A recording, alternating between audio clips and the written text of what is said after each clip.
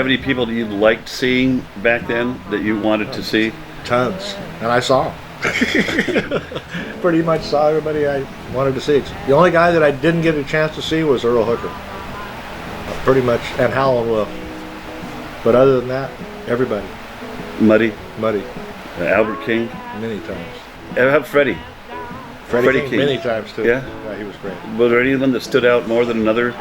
They were all overwhelming to me to see every one of those guys. You know, I mean, in a good way, yeah, overwhelming. Way. Oh, it's just like, you know, emotional. Yeah, you just like seeing a white light, you know, because you had the records, you know, and all of a sudden there they are. And I lived right across the street from the bodega that was in Campbell, California. I lived right next to the fire department. So I literally walked half a block to see Freddie King. So Walter Horton, this is a harmonica player, I had to switch gears on this, but was going to be playing at this bodega club. I think the year was like 1970, 71 maybe.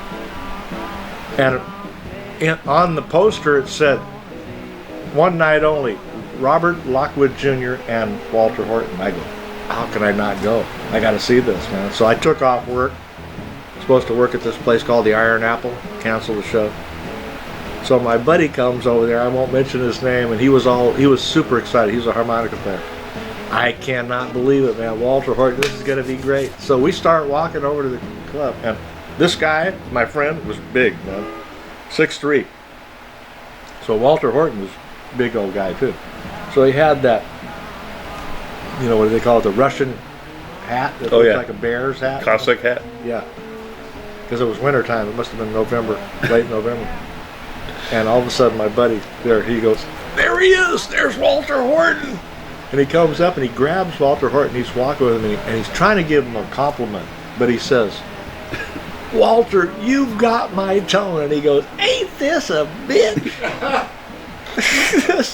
This white MF says I got his tone. And he and you know, this buddy of mine was apologizing, go, no, I love you, Walter Horton.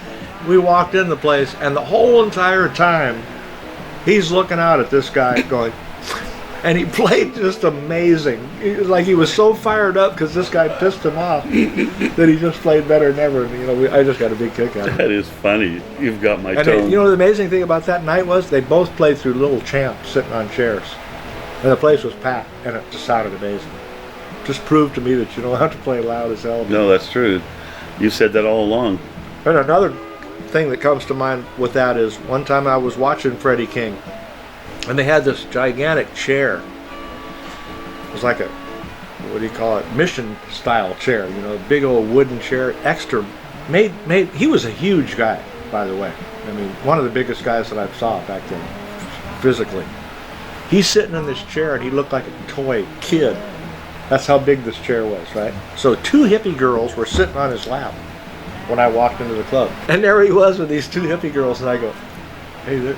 He goes, did you see Freddie King sitting there? And I go, where? And I look over, and I go, amazing. I go, he looks like a little kid. That chair is so big with those hippie girls in it. That night, he's playing, right? He had twin reverb. Cranked so heavy through the PA went out. All of a sudden, it sounded just like that old record I'd been listening to. They were doing it. They were messing the sound up. Like, you know, too much power. As soon as the PA went out, I go, there it is, man. That's what he sounds just like he does on those records.